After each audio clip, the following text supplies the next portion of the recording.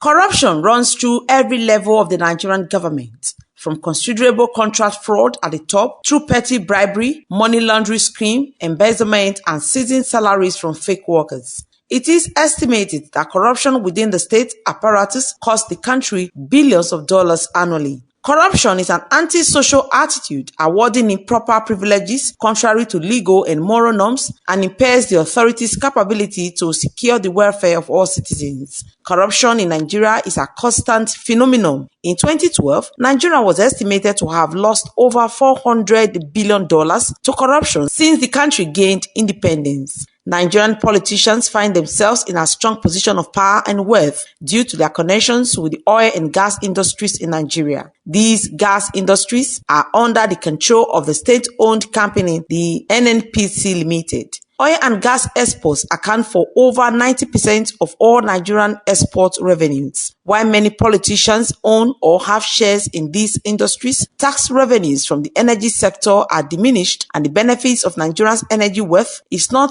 evenly distributed throughout the country, with Lagos State allegedly said to be benefiting more. Oil and gas revenues therefore account for the vast majority of the federal budget and the salaries of government officials. Vote ringing by political parties in election is widespread, and this is also termed as corruption. So, if we say those buying the votes are corrupt because they want to buy their way to power, what about those accepting the money? Are they not corrupt also? That's a food for thought. Corruption is endemic within government. Business arrangements and family loyalties dominate governmental appointments, paving the way for politicians, officials, and their business associates who together make up the ruling elite to ensure that they all become wealthy through behind-the-scenes agreements and the awarding of profitable contracts to favored supporters. In 2018, many government employees received annual salaries of over $1 million. What is the main cause of corruption in Nigeria?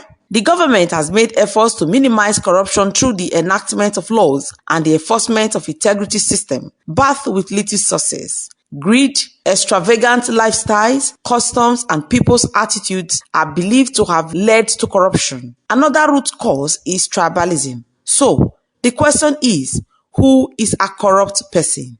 Everybody's corrupt, everybody's corrupt.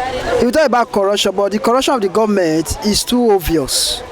The government should be having consciousness of the masses, so that anything you see that you know that it will be better to your people, do it. By tomorrow, by the time you leave the office, that is what they will be using to remind you. Corruption obviously is in all facets of life. Corruption is not only those that steals from government coffers or purse, or whichever way you want to put it, or from the local government, or from state government or federal government. Corruption is maybe when you are given a duty to perform and you did not perform the duty. That is another level of corruption. Corruption is of different level.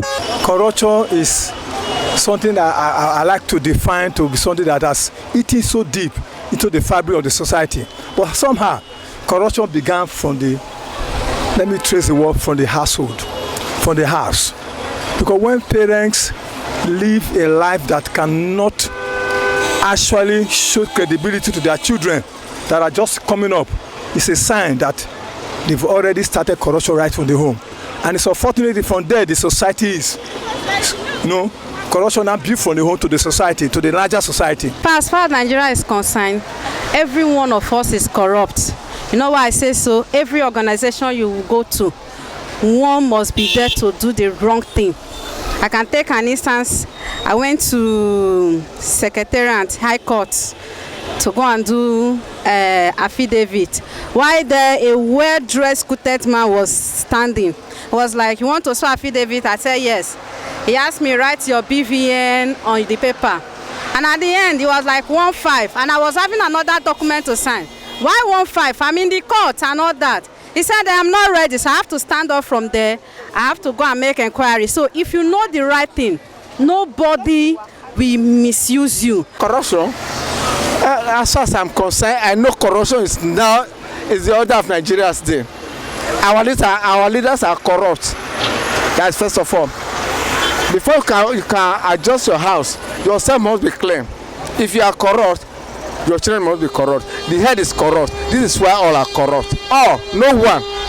From the president down to the councillors, they are all corrupt. Corruption remains a priority concern to the Nigerian government and people. Corruption affects all aspects of public life. It continues to undermine the social, economic, and political development of the country and is a major obstacle to the achievement of the Sustainable Development Goal. A recent study showed that corruption in Nigeria could cost up to 37% of gross domestic product by 2030 if not dealt with immediately. This cost is equated to around $1,000 per person in 2014 and nearly $2,000 per person by 2030. Nigeria ranked 150 out of 180 countries in the Transparency International 2022 Corruption Perception Index. This ranking in the bottom 20% in the country survey shows how systematic and embedded corruption is in the country. It is the most serious developmental challenge to the nation. To address the rampant growth of corruption in Nigeria, the government at different times implemented several acts and laws while creating dedicated bodies to combat corrupt practices. Some of the acts enacted to combat corruption in Nigeria include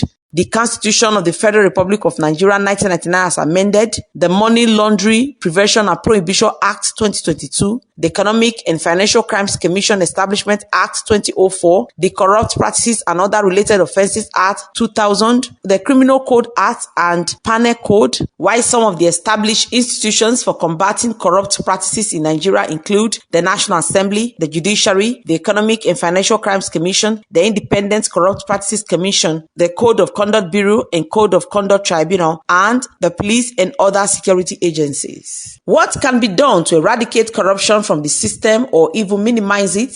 Some respondents have this to say. We shall start it by ourselves, by doing the right thing, not using every opportunity you have to make people of their finance just because you are there. And we in Nigeria, we want fast. We don't want to follow the due process, so we should start it from ourselves. But I think that what we actually do is when you and I start to deal with corruption from ourselves, then we'll be able to curb this corruption for the society. Because actually corruption is something that it will be difficult to fight, but I think by the grace of God, if we live a life of personal re-examination, then we'll be able to curb corruption. The only way we can curb corruption is love. Love, which is preached in every aspect of life, even in every religion, whether Buddhism, Judaism, Christendom, Juju. If we can exhibit that love, I will not give to my fellow human being what will kill my fellow human being, and I will not kill my fellow human being.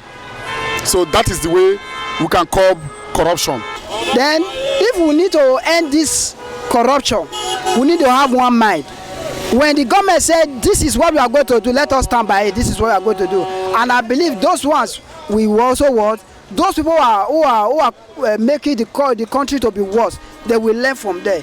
And when somebody gets offended, let that person be persecuted of it. You will see the rest of people will pick from that place.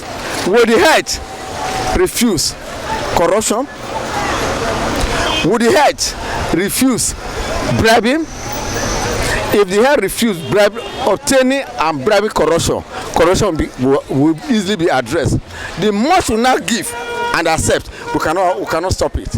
It is noteworthy that the Constitution is the primary legal authority against corruption in Nigeria, and it sets out the principles of the rule of law and the administration of justice. The Constitution guarantees the right to a fair trial and the right to access justice. But many Nigerians believe that justice takes longer than necessary. The question then is, are you corrupt? Best Orator reporting for BTV News.